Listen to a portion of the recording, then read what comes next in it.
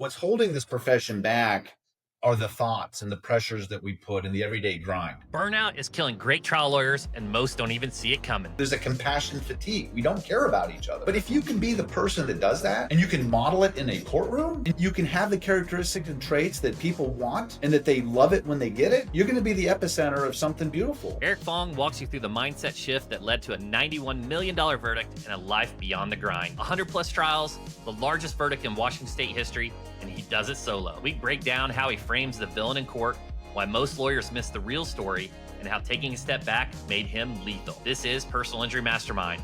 PIM is powered by Rankings.io. I'm Chris Dreyer. Hit subscribe if you want more unfiltered conversations with elite trial lawyers. Let's go. You got a big, nice, fat $91 million verdict, the largest in Washington's history, in 3 days, with 11 witnesses and a pre-trial offer of just $25,000. So we got to talk about this. How does a pre-trial offer go from $25K to literally $91 million? It's just wild. Well, usually that will happen because the other side has radically misinterpreted, didn't understand, didn't appreciate the risk. There's an element of luck, of course, hard work and experience, skill, and then a defense that kind of walked into a trap or a strategy or did something that clearly blew up in their face. Yeah. It was a jury trial, and I've got my thoughts on how it happened and what have you. And what I would say is, as a plaintiff's lawyer, I've come to learn, and this is common knowledge in our profession, right, that there's a compassion fatigue in the world and in our society in America. We have stopped caring about each other. And that's a little cynical and maybe an overstatement, but to get 12 people to agree on something and to award compensation is a really hard task. And so what we've done is we frame arguments not to focus the story on the actions that got us here. Well, why are we here? And we're not here because this person wants money and wanted this injury and is going to be glad to get some compensation, that is equal to what was taken. Inevitably, we're almost here in the court of justice seeking truth and accountability because of what they did and are not willing to own up to it. And once you capture that frame and you start to identify the target, the villain, who's at the top of the pyramid that's driving this insanity and are willing to bring people into court and commit perjury to pull off this task, right? If you can pull that off, then you start to get meaningful verdicts. And so to all you plaintiff lawyers that are gearing up for your trial, man, you better be focusing your frame on the conduct that got us here. And it's not that we can't talk about our humanity and what it means to live a healthy life and to revel in the joy of discovering who you are, right? I mean, like, our health is all we got. And so we have to be able to tell that story. But that's not what's going to get you a good verdict, because once you make that the playing field, character, inconsistencies in trial, our burden of proof, and the cynicism that exists make that a really hard task, even when you have the perfect client in catastrophic loss. So there has to be a different twist on it. Well, I love that explanation. I also gotta push you on the, a little bit of luck. And you've set yourself up clearly to identify this. You've tried over 100 cases. So was there anything that a past trial helped you identify this area that you went down a similar storyline arc or creative that helped kind of frame that this tactic might work? So I'm super blessed. Okay. Jerry Spence, he created the Trial Lawyers College, the Jerry Spence method. I've been involved in that. I went in 2001, right? So for 24 years, I've been immersed in his brilliance. And then I got into kind of leadership, and I've been an instructor there for decades. And through that in him, I became really like a brother with Nick Rowley. We've worked together and done cases. And Rick Friedman, a guy by the name of Paul Rivera, is a living legend. Like, these are some of my closest friends. That Bill Barton, Joey Lowe. I could name some people that, like name drop, that share with me what makes them great. And so we have these discussions, and I know what works for them, and I know what I teach, through decades of Jerry Spence, concretizing this laser sharp method. And so, to answer your question, how was I able to pull this together? It really was decades of experience, of curiosity, decades of teaching, all of it coming together in this like vortex of, the jury trial, and it just fell into place, and I'll tell you that, after I gave my closing argument and I sat down in my car and I walked out, I had this urge to sob, uncontrollable sob. Wow. So you go through these experiences, like the jury trial is we get physically sick afterwards. Like, your body breaks down and you get sick. You become bedridden when you do certain trials, because we are willing to go to any length and distance that the human body can withstand. And then when it's done and you let yourself down, you get physically sick. I do. And it's not uncommon. I just got off the phone with one of the greatest trial lawyers ever. I'm not going to say his name because what have you, but he's sick right now, having just accomplished like this feat that isn't even imaginable, because it takes that much to do what we do. Now, I'm not saying I get sick after every trial. I'm not saying every lawyer has ever gotten sick after a trial. I can just tell you it happens to me, and it happens to someone that walks on water in this profession.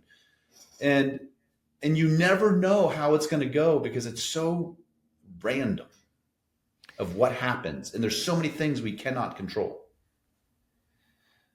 Thank you for your transparency there. And, I talked to Sean Claggett. He's had some ailments, and it, his energy, it takes it out to him, and there's a reason why you guys play at the level you do, because it takes a tremendous amount of focus and energy, and it wears on the body. You got Nick Raleigh. I've been to his place out at Big Sky. I mean, he has that to kind of decompress, and he has to get away from everyone to build the energy back up. I'll tell you, first of all, Sean Claggett is near and dear to my heart. And I think the absolute world of him. And what you said is, he's another guy, right, that just absolutely commits everything he has to himself and to others. The amazing thing about Sean is his generosity and his sharing. I will say that Nick is a different beast, man. This guy like thrives off of, like, I can't do what he does. Like, he'll be in trial, walk into another trial, then in that trial, do another trial, come back and continue. There's no one on the planet who's done what that guy does. And his, like, just to the energy, the passion, the life that it gives him, and his commitment to this, like it's otherworldly for him. Yeah, no, I mean, it's interesting. Sean Claggett, Nick Raleigh, some of these other individuals who I don't know, I'm sure are phenomenal trial attorneys. So you're surrounding yourself with people that speak your language and share your passion. And you've said, I know my limits, my creativity is enhanced with others. So, what's kind of your process? Like, how do you get in this mindset to go to war, to expend all this energy and prepare for a trial?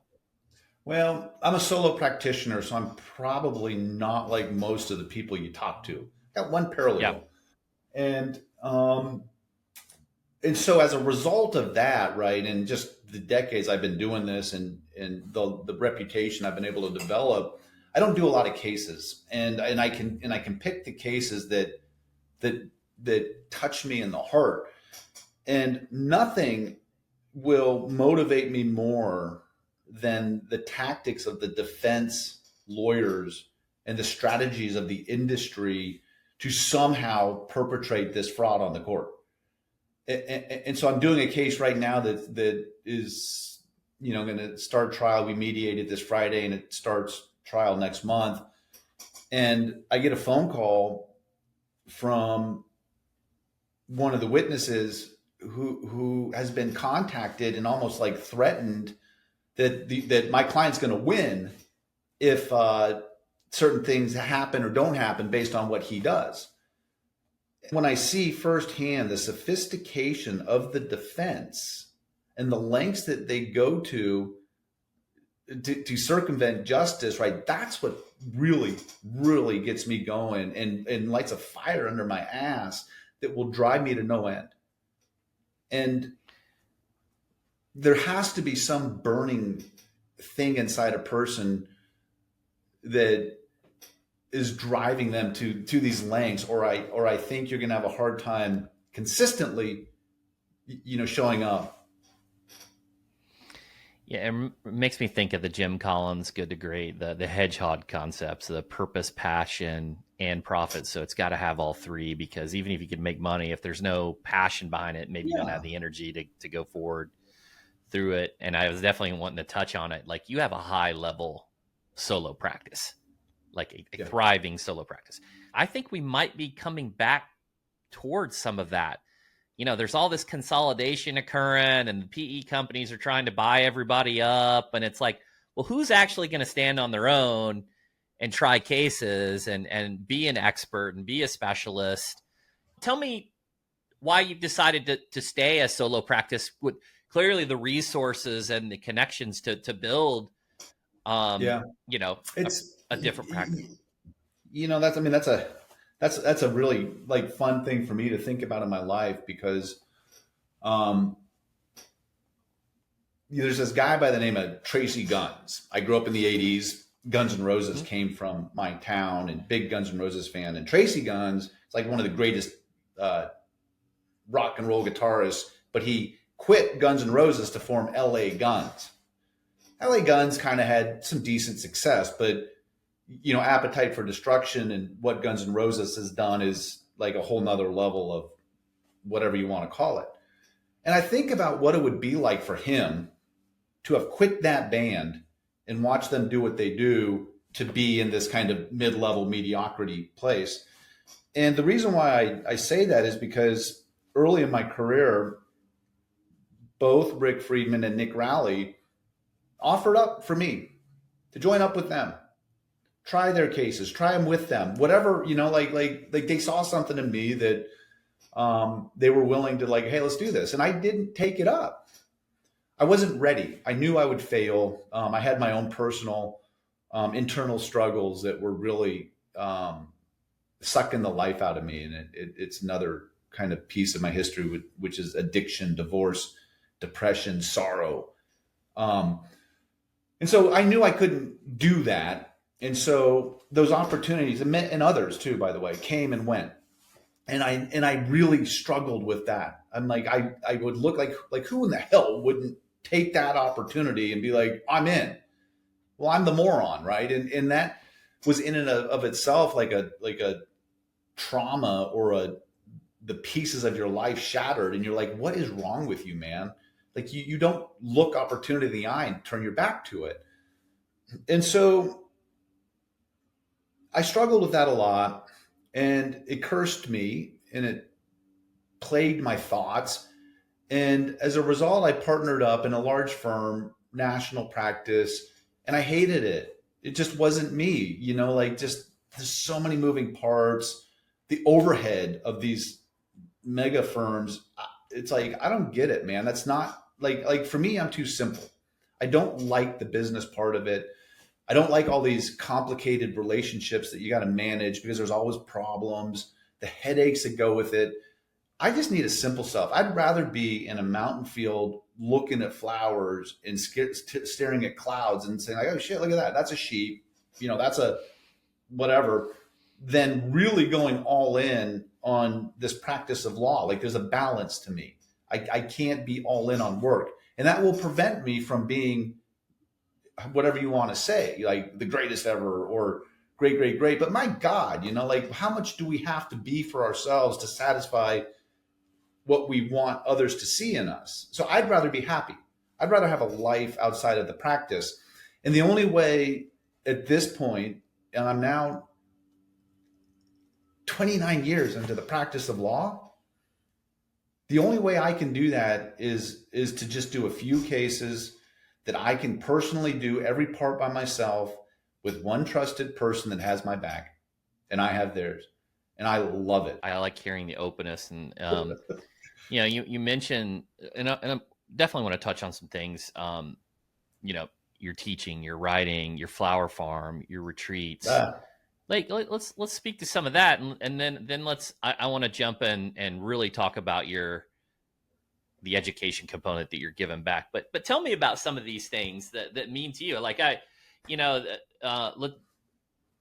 expand. I'll give you the kind of the time here. And yeah. Thank you for asking that question, because that to me is one of my identity's purpose, is to share with other lawyers what they can do to get the most out of life. And I want to give a plug right now. I do a program every year at my house. I just put it out on Facebook once and it fills up. I just did it this yesterday, September 24th through the 28th at my house. I'm going to be putting on a program where it's geared towards all the things that we're talking about. It's going to be heavy on trial skills and strategy, but the bigger part of it is how do you do that stuff and maintain a life that allows you to get the inner genius in yourself out. Because what's holding this profession back are the thoughts and the pressures that we put in the everyday grind. Creativity does not thrive in that environment. Creativity thrives when you're not thinking about stuff, when you're sitting at the beach relaxing, when you're asleep dreaming and you're at rest, right? We're not at rest. You have to make it a priority to get to a place of rest. And so I've got this program that will hopefully retool people's priorities while allowing them to go on a journey of exercises I've developed over decades with brilliant minds that we slowly allow people to find their voice, to go from the chatter in your head and the agenda that you create of what you have to say to a heartfelt emote. And so I can teach that, I can teach it. And so, I'll be teaching the Jerry Spence method here, this summer. Generosity and sharing and giving away is the key to life. If you want money, give it away. If you have knowledge, that's a responsibility to share it with the world. And what I have found is that in my sharing this stuff, I get cases. I learn, in teaching it, you become a better student because as you have to explain it, you further go deeper inward to understanding the real depth of this message. The stuff that we talk about today, trial lawyers have been talking about. Mo Levine was talking about it, 50, 60 years ago. Thousands of years ago, these same principles were what the philosophers were espousing. So how is it that the knowledge has been around forever, but very few people are capturing it and doing something with it? Right? Because it's surface level knowledge and people are running around not appreciating the depth of it. And the only way you get to the deeper place, frankly, is disconnecting from the madness so that you can really allow it to marinate inside of you. And so teaching is like mentoring, sharing, giving away is my secret to success. Super powerful. Immediately, I can't help but think about myself when you're saying that, right? I feel like problem sleeping, because the brain's working, but it seems like every time I go on a trip and you're in the airplane and there's nobody allowed to talk, it's like, boom, I get all these ideas. We know wavelengths, right? There's different wavelengths and we know which ones are identified with creativity and stuff and which ones make it harder and stuff. And we know this stuff, but we are a slave to the grind, man. We don't know how to pull ourselves out of it. And there's so much pressure to succeed. like that's a curse, right? Is like I'm measuring myself against what Sean's doing, and Johnny down the street from me here in Port Orchard is measuring, herself against what I'm doing, and no one's just like okay with this is me, and I'm like really happy with what I'm doing. Is the retreat you're talking about, is that the Woods and Water retreat? Yeah, yeah. Amazing. So tell me a little bit more about that. I've done different masterminds and retreats. I just got back from one with some really talented attorneys in Tahoe, and Lake Tahoe, beautiful out there, and kind of it's structured. We had the round table, but like yours, how do you structure it? How do you build that environment that works for you? Yeah, right. Well, I think the focus of it has to be like, let's just relax and leave everything behind. Like there's a warm up process to get people acclimated um, to the present, and leaving behind what they're bringing, because the past is always filtering in to our thoughts right now. We want to stop that. We want to put a dam up and stop, whatever you're bringing here, we want to leave that away so that we can just relax into this beautiful setting so that we can learn deeper. I keep saying that word, deeper knowledge, deeper understanding. And so I just so happen to live on, I don't know, it's like 25 acres on the Puget Sound, like old growth forest, ferns. And we have this flower garden that, it's amazing. My wife is just loves flowers. And so we've got this garden, inside God's garden, or the Pacific Northwest. We'll really use that as a tool to help people decompress, disassociate from their lives, and just come to a place where it's comfortable and you're encouraged to do stupid things and take risks just to access a part of you that we aren't willing to always show others. And, in the past, I've brought in psychodramatists, which is what the Spence method is based on. It's a really great tool that we can use in court to make it entertaining and dramatic and powerful storytelling process. Unbelievable process.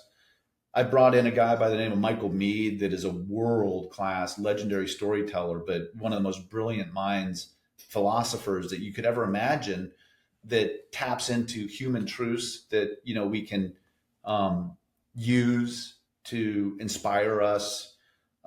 Joshua Carton is a guy that means so much to me, is an expert on communication, and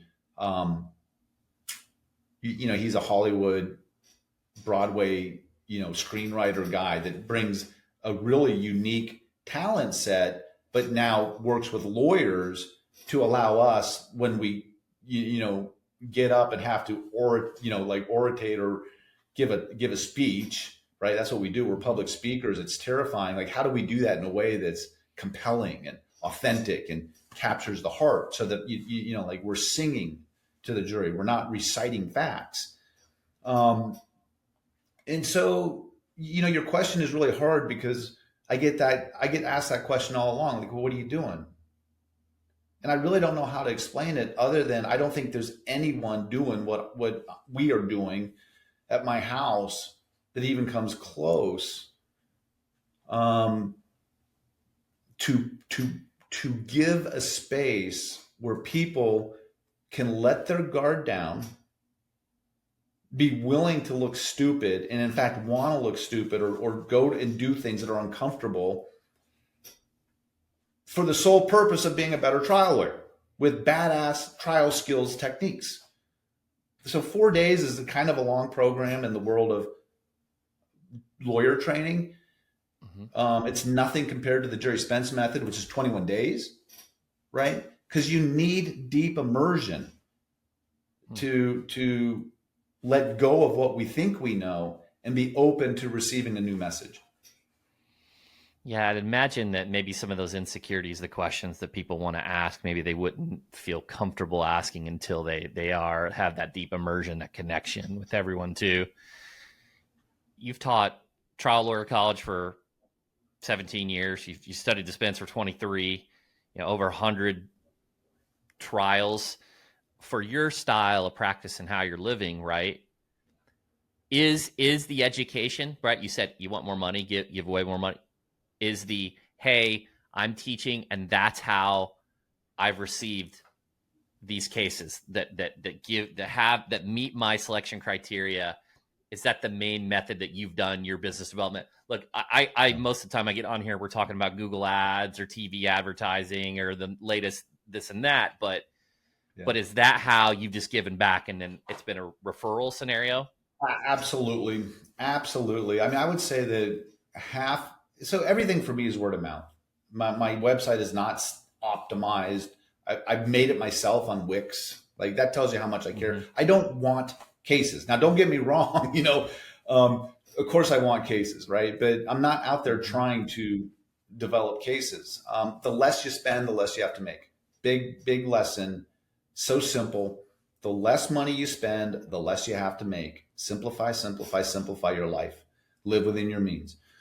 A huge way that I get cases is teaching, but I would say it's maybe half. The other half is just, you've been doing this for 29 years and you've done some,